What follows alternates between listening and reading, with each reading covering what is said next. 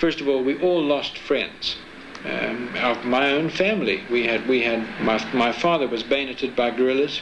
It also came as a challenge to me that there I was supposed to love, absolutely, to love everybody, but I couldn't. It's not something we want to go back on anymore. I couldn't help resenting and disliking. Sister Gertrude Motsika is a Roman Catholic nun, a native of Zimbabwe. She teaches high school in a rural mission there.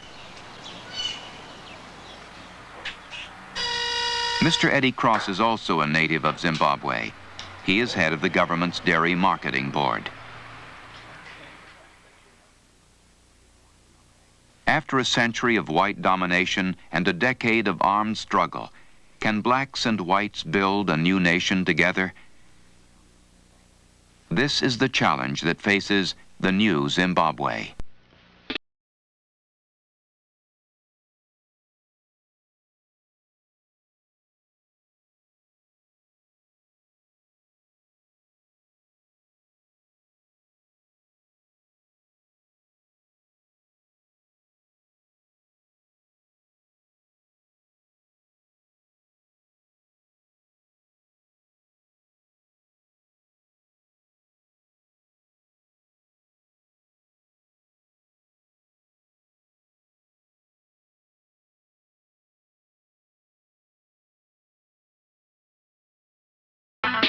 Zimbabwe is a land of contrasts.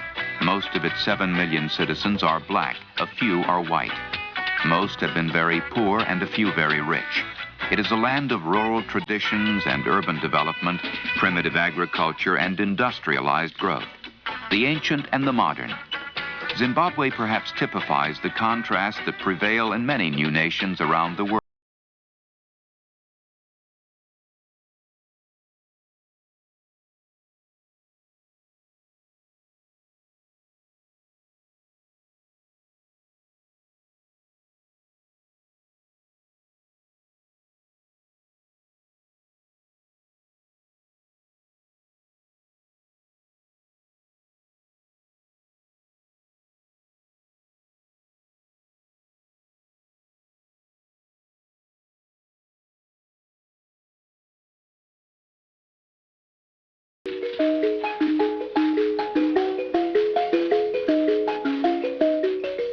The traditions of old Zimbabwe go back at least 800 years to the thriving Shona kingdom of native Africans who controlled trade routes and built great stone cities.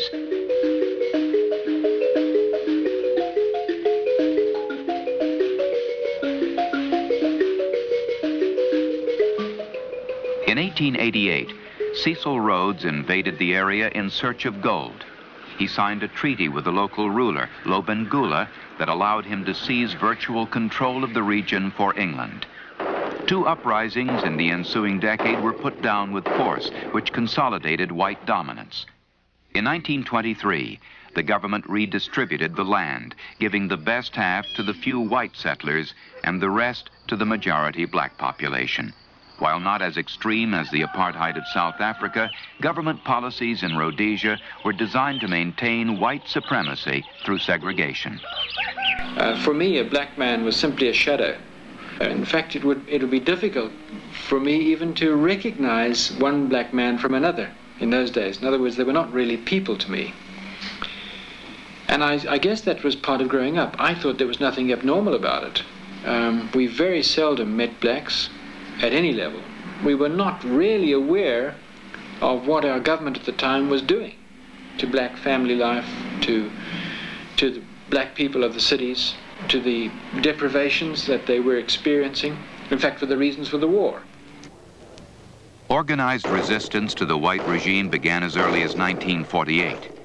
In 1965, while England was pressing its colony for better representation of the black population, Rhodesia, under its new Prime Minister, Ian Smith, declared unilateral independence.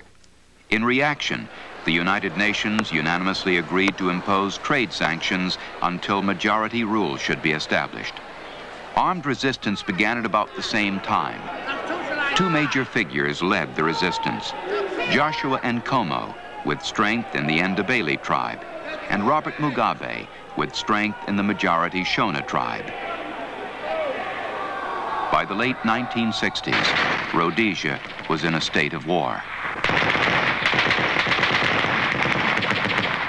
I believe that, no matter how serious things got, really violence was the last resort. And I think the majority of black Christians supported that point of view. But I also recognize that for the blacks, many years ago, the time for negotiation ran out.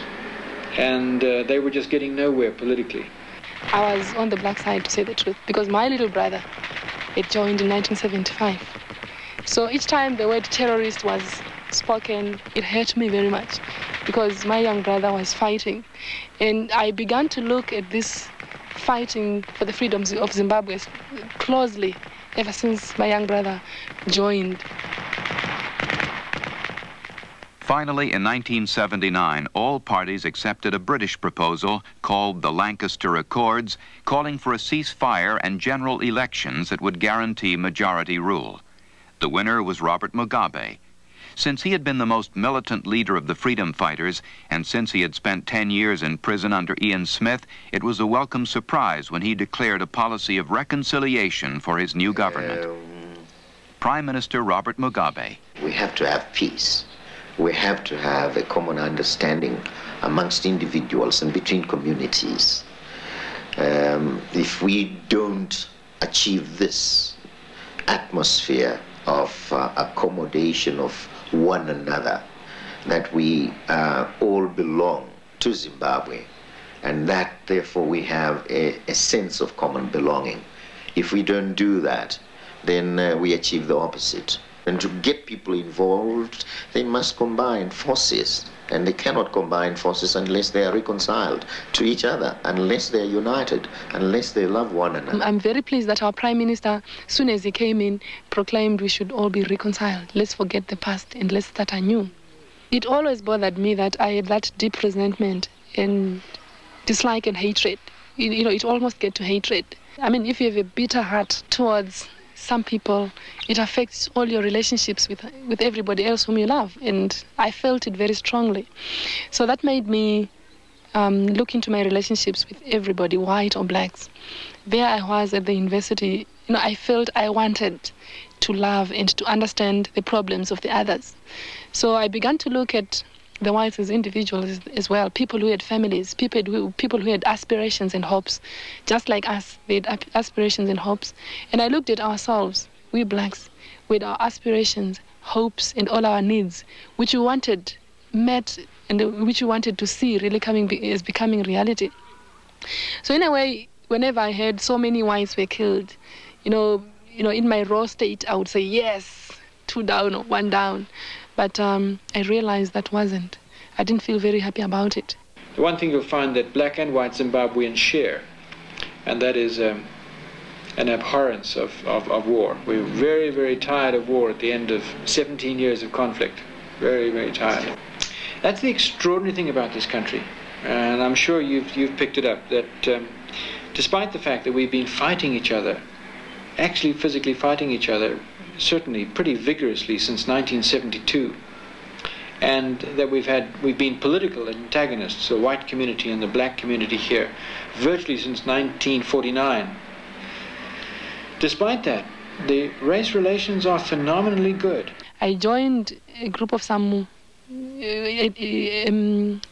black and white Christians coming together to pray together, and it was so much from my heart that I meant well, and I wanted to be reconciled. And it took me a long time to learn really to work not out of resentment, but to really mean well. So with time, I should say I felt very happy too. The effort at reconciliation extends into Sister Gertrude's work as a teacher. The gospel story of the Good Samaritan becomes the subject of a student drama. There was once a man who was going down from Jerusalem to Jericho when robbers attacked him, stripped him, and beat him up, leaving him half dead. It so happened that a priest was going down that road, but when he saw the man, he walked on by on the other side. In the same way, a Levite also came along, went over and looked at the man, and then walked on by. on the other side. But a Samaritan who was traveling that way came upon the man, and when he saw him, his heart was filled with pity. He went over to him, poured him oil and wine on his wounds, and bandaged them. Then he took him to an inn, where he took care of him.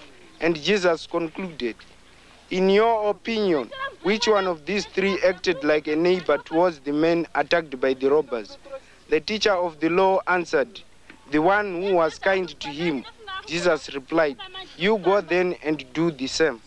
But reconciliation also has a political context. The government attempts to avoid white flight and a consequent talent drain through its conciliatory policy. Zimbabwe's President Canaan Banana explains. When we took over power in this country, we emerged from a situation of a bitter conflict, a conflict that had left our people divided, bitterly divided. So it was necessary to heal those wounds, and hence the policy of reconciliation went a long way in urging our people to bury the bitterness of the past with Rhodesia where it belonged and start on a new slate.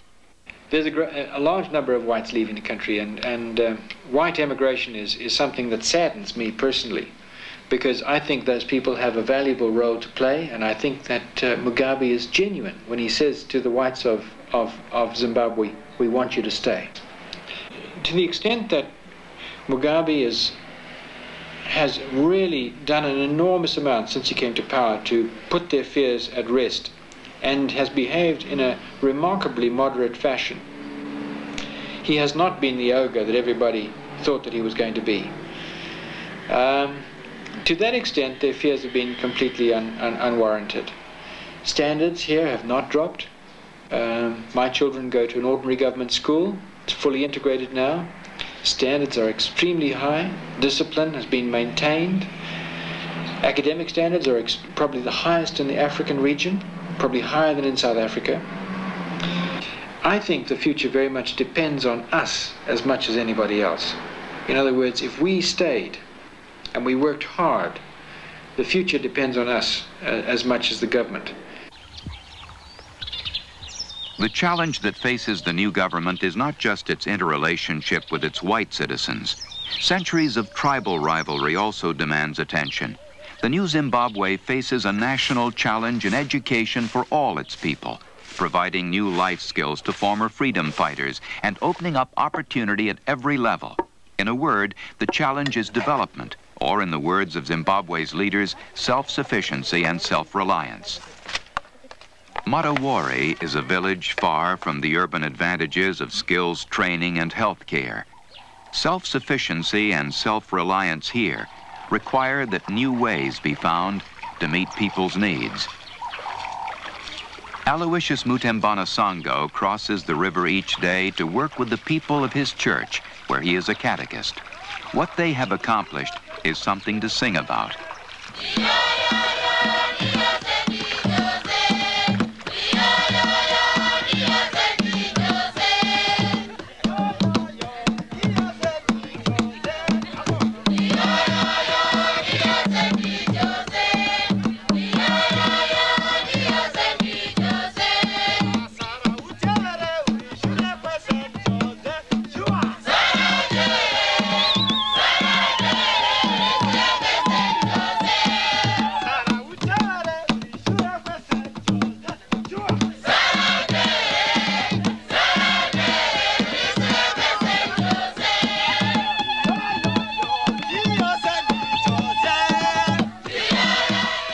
When Aloysius and his neighbors get together, it is not just for good fellowship.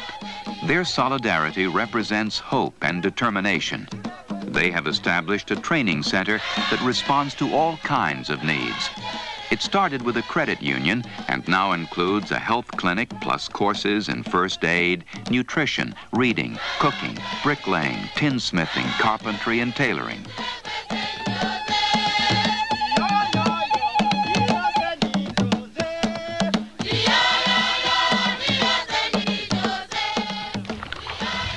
The success of their combined efforts constitute a new beginning for the whole community.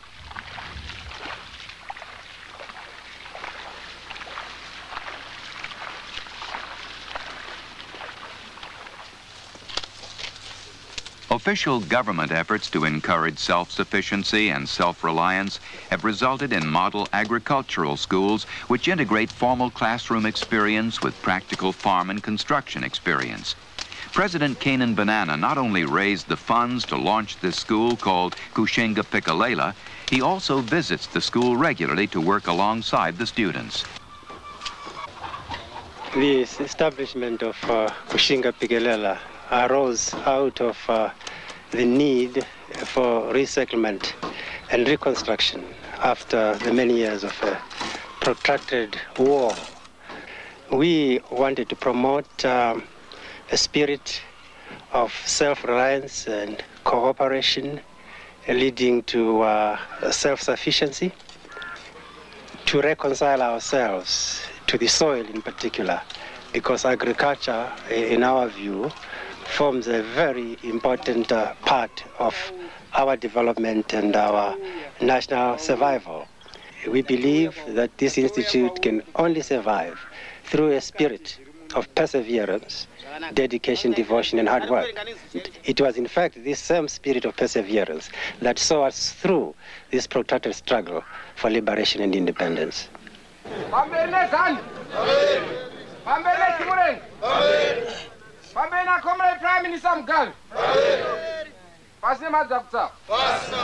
Another dramatic example of the way Zimbabwe is being transformed is a school called Rusenanguko. This school embraces some 1,200 students, most of whom were refugees during the struggle for majority rule.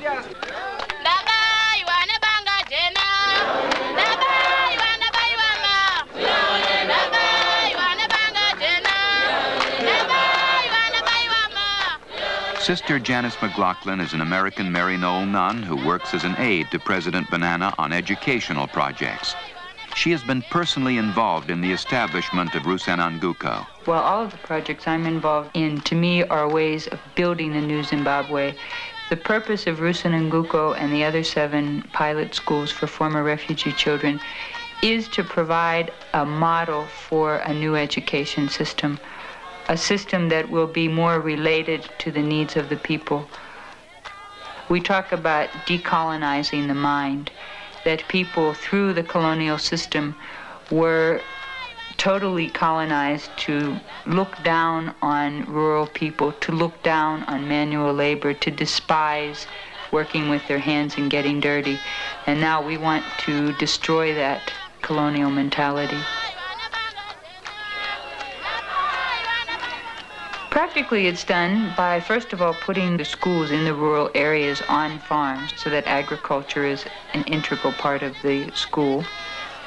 It's done by having technical subjects in all of the schools so that you don't merely learn academic subjects.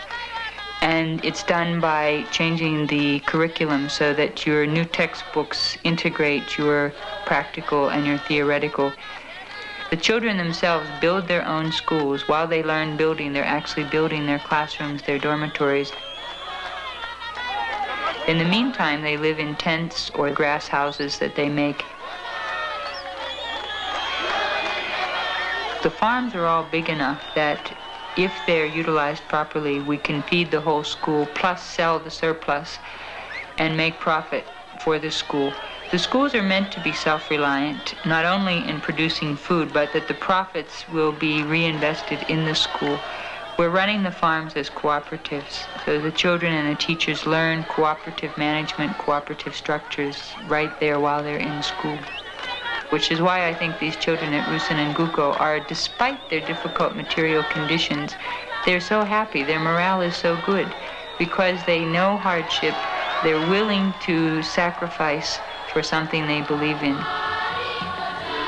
And so this is, to me, also part of the mandate of the gospel, to make all things new, to create a new heaven and a new earth.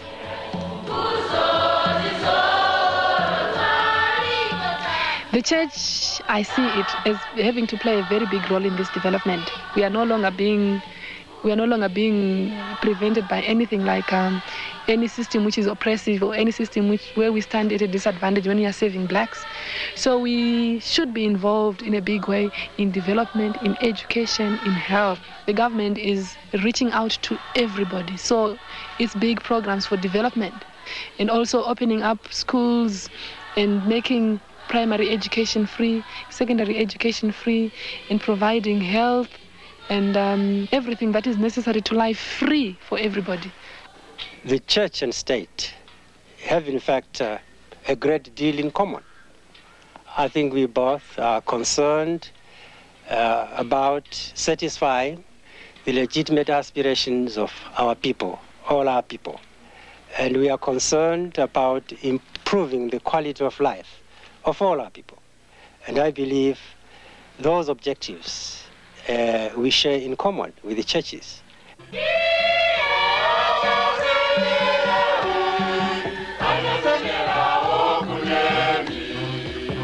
But before we can realize this noble ideal of united effort between state and church, I think there are certain basic fundamental principles and challenges that have got to take place in the church. First, I believe the church has got to experience a complete transformation of its theological outlook. That is, it has got to define theology within the context of the human situation in which our people find themselves. The church has got to try and come to terms with the political, social, and economic dynamics pertaining in this country. Because I believe our government is trying to put across or to live an ideology of socialism which is suitable to the Zimbabweans. So for socialism to be successful, there has to be the man who is molded, a man who is honest, a man who is considerate, a man who is loving, selflessly loving his fellow men. Then only will socialism succeed. Prime Minister Mugabe. But I believe that it's necessary to try and bring home to those who oppose socialism that it is based on the same principles as Christianity. When I saw the Holy Father on my visit to Italy, and he had occasion to refer to socialism here, he said he was very happy that this was the course we were going. The church also was based on socialism. Socialism, he said, was a philosophy of human solidarity. I think that's the words he used, human solidarity, and this is it. And human solidarity based on love, based on justice. So I'm not frightened at all about the fact that our government is setting up a society where the ideology that they pursue is socialism. In fact, I think it came late.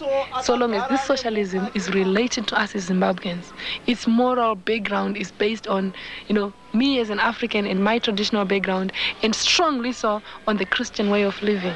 So that's why I see we as a church taking a big part, that is giving the spiritual growth to the men who are involved in bringing about the ideology of socialism in the country, as well as building all our people in the rural areas, that is giving them the true freedom of the heart, which can only come from Christ. No other ideology can succeed in planting true life and true freedom in the heart of man.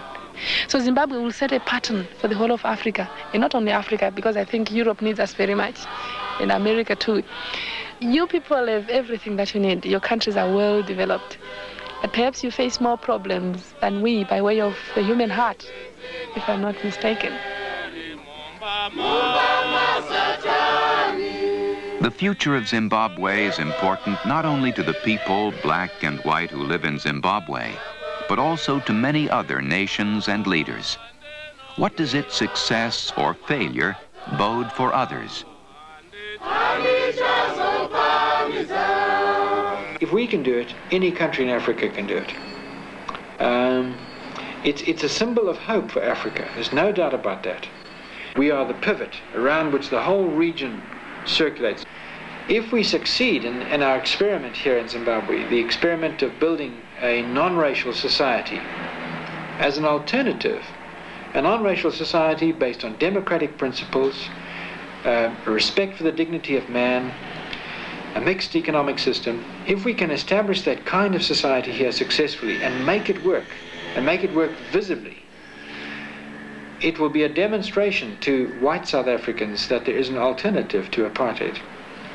If, on the other hand, Zimbabwe fails for one reason or another, the demonstration effects for South Africa will be equally great in the opposite direction. If Zimbabwe fails, I don't think there's much hope for South Africa. I really don't. I believe there are certain important lessons that the Zimbabwean struggle can teach to the rest of Southern Africa, perhaps to the rest of Africa and the world. And one of these lessons is that no amount of coercive force by a minority group can hold the people to ransom forever.